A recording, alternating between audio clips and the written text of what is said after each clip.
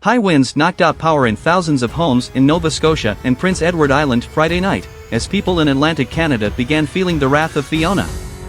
By 10 p.m., more than 14,000 homes and businesses in Nova Scotia had been plunged into darkness. Most of the outages were reported in the central part of the province, mainly in the communities of Sackville, Truro, and Stellarton. In Prince Edward Island, more than 1,000 homes and businesses had lost power as the wind picked up across the region. Environment Canada said in an update at 3 a.m. that landfall was imminent.